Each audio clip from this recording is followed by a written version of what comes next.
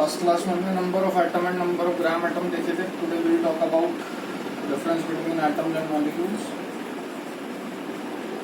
Basic बात है, आप समझ सकते हैं एटम और मॉलिक्यूल के बीच में डिफरेंस. इसमें ना कुछ खास टेक्निक है नहीं समझने की. इसके बेसिस पे बात करूँ व्हाट इज एटम. तो एटम एक स्मॉलेस्ट पार्टिकल होता है जिसकी फ्री एग्जिस्टेंस हो भी सकती है और नहीं भी हो सकती. फ्री एग्जिस्टेंस का मतलब अपन बात करेंगे. एटम एक स्मॉलेस्ट पार्टिकल है जिसकी मे और may not have free existence. ठीक है. कि मॉलिक्यूल भी स्मॉलेस्ट पार्टिकल होता है. ऑब्वियस सी बात है एटम जितना नहीं होता, बट एक्चुअल में इट इज स्मॉलेस्ट पार्टिकल. लेकिन एक बात कंफर्म है कि इसकी फ्री एग्जिस्टेंस जरूर होगी. मतलब फ्री एग्जिस्टेंस का मतलब ये हर बार एग्जिस्ट करेगा, ये कर भी सकता है नहीं भी कर सकता. एग्जिस्टेंस का सेंस क्या. एग्जिस्टेंस का सेंस बस इतना सा है भैया, आप जो चीज महसूस कर पाओ that is known as existence. अगर आप किसी चीज को देख पा रहे हो या महसूस भी कर पा रहे हो तो अपन बोल देंगे कि भाई वो चीज एग्जिस्ट करती है. जैसे हवा, ऑक्सीजन आप देख नहीं सकते बट अपन सांस लेते हैं तो अपने को महसूस होता है कि हाँ भाई आस पास हवा है, तो ऑक्सीजन एग्जिस्ट करती है. ठीक है. कोई अगर सपोज क्लास में बैठे हुए हो, कई बार हुआ ही होगा, कोई अगर सुबह नाश्ता थोड़ा टेढ़ा मेढ़ा करके आ जाए तो क्लास का वातावरण थोड़ा सा बिगड़ जाता है. ऑब्वियस सी बात है उस गैस को आप देख नहीं सकते, सिर्फ फील कर सकते हो. तो वो गैस भी एग्जिस्ट करती है. देख सकते तो ऐसे डॉच करके बच ही जाते हैं. ठीक है ना. तो एटम और मॉलिक्यूल के बीच में डिफरेंस बस इतना सा होता है. एग्जिस्टेंस का मेरे कहने का मतलब ये था, मॉलिक्यूल हर बार एग्जिस्ट करेगा, एटम एग्जिस्ट कर भी सकता है नहीं भी कर सकता है. ठीक है. एक से ज्यादा कॉम्बिनेशन ऑफ एटम्स को आप बोलते हो मॉलिक्यूल. नेक्स्ट अपन बात करेंगे मॉलिक्यूलैरिटी की. What is मॉलिक्यूलैरिटी.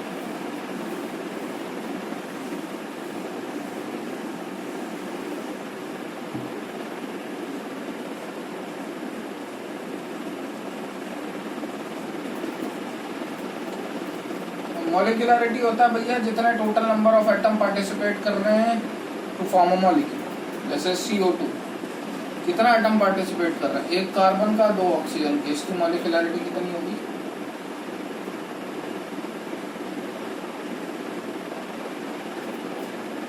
तीन.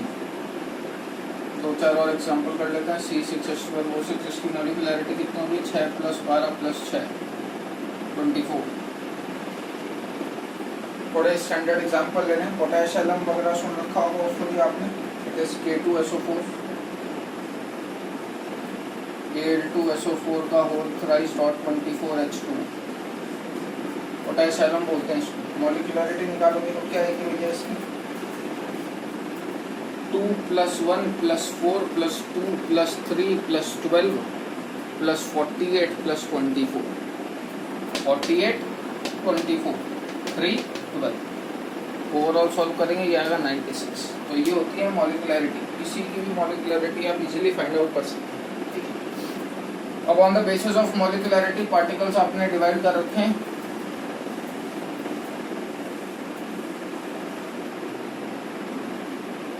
जिसमें फर्स्ट टाइप आता है मोनोएटॉमिक. मोनोएटॉमिक मतलब एक सिंगल एटम. सिंगल एटम मतलब जो एटम की फॉर्म में एग्जिस्ट करता है. जैसे इनर्ट गैसेज, सोडियम हो गया. ये कुछ एक एग्जांपल्स हैं जिसके मोनोएटॉमिक के. इनर्ट गैस कौन कौन सी होती है ना, अगर करके 0 रन.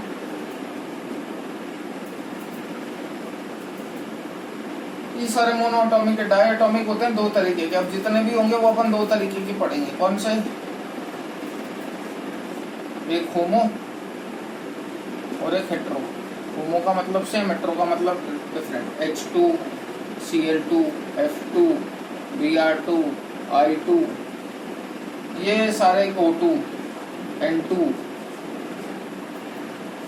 ये सारे एग्जांपल हो जाते हैं किसके, होमोएटॉमिक के. हेट्रोएटॉमिक में डायएटॉमिक का example HCl, HBr, HI, NaCl, ये सारे एग्जांपल हो गए किसके, हेटेरोएटॉमिक। सेम मॉलिक्यूल अगर एक सेम एटम एक दूसरे के साथ कंबाइन होकर मॉलिक्यूल बना रहे हैं होमोएटॉमिक, डिफरेंट मॉलिक्यूल एक दूसरे के साथ, दो डिफरेंट मॉलिक्यूल एक दूसरे के साथ कंबाइन होकर मॉलिक्यूल बना रहे हैं हेटेरोएटॉमिक। सिमिलरली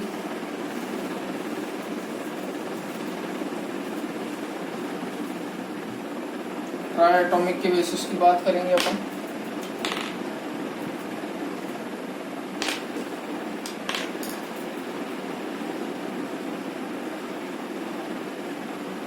ट्राइएटॉमिक में भी वही दो पार्ट पढ़ोगे, होमो हेटेरो। हेटेरो में हो गया H2O, ठीक है।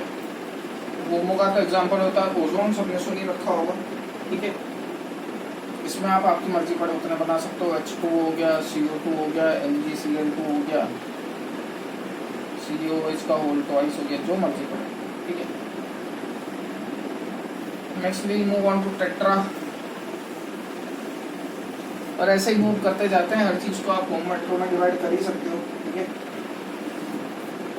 टेट्राएटॉमिक का एग्जांपल होता है होमो में P4, हेटेरो में आप बना सकते हैं AlCl3 हो गया, ठीक है, BF3, BCl3, these all are the examples of heteroatomic, ठीक है। नेक्स्ट अपन मोल्स फाइंड आउट करने जा रहे हैं। मोल्स का एक फार्मूला ध्यान रखना, हालांकि अपन देख चुके हैं। मोल्स किसके बराबर होता है, it is given mass on gram atomic मास या वेट अपॉन मॉलिक्यूलर वेट, जो भी होता है मोल्स के बराबर होता है। एक दो क्वेश्चन ट्राई करते हैं अपन जिनमें अपने को मोल्स ही फाइंड आउट कर देंगे, बस और कुछ नहीं, ठीक है। फर्स्ट पार्ट है उसका, सबके मोल्स फाइंड आउट करने हैं आपको। 9 ग्राम H2O, सेकेंड 31.6 ग्राम KMnO4,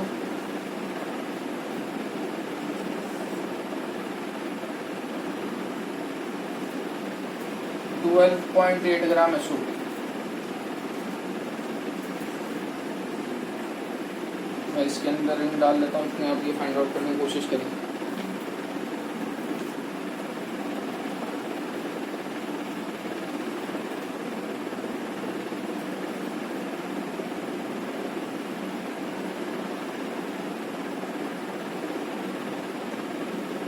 मोलर मास निकालने का फंडा अपन देख चुके थे। क्या होता है, इवन में मल्टीप्लाई बाय 2, ऑड में मल्टीप्लाई बाय 2+1। होपफुली को याद होगा।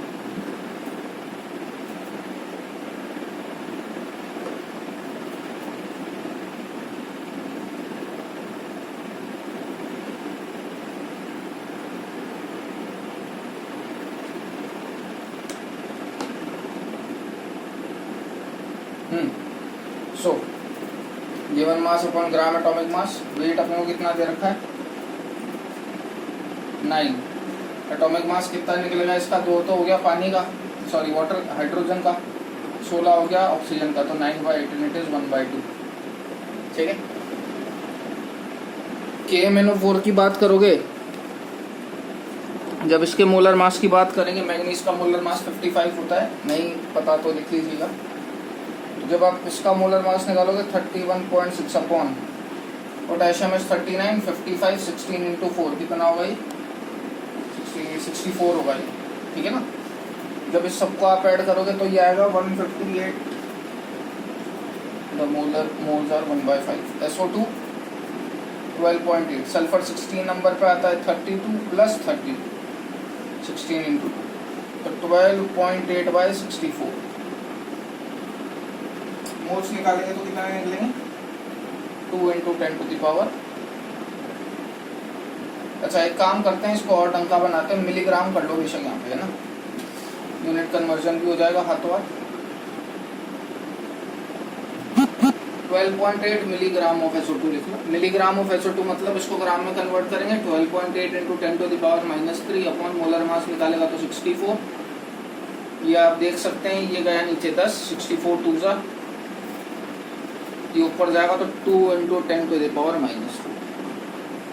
ये आ गए मोल्स। ठीक है, तो नेक्स्ट अपन एक साइकिल देखेंगे, उस साइकिल के बेस पे आप काफ़ी तरीके के क्वेश्चंस कर सकते हो, वो बहुत इंपॉर्टेंट साइकिल है। Will continue in the next class.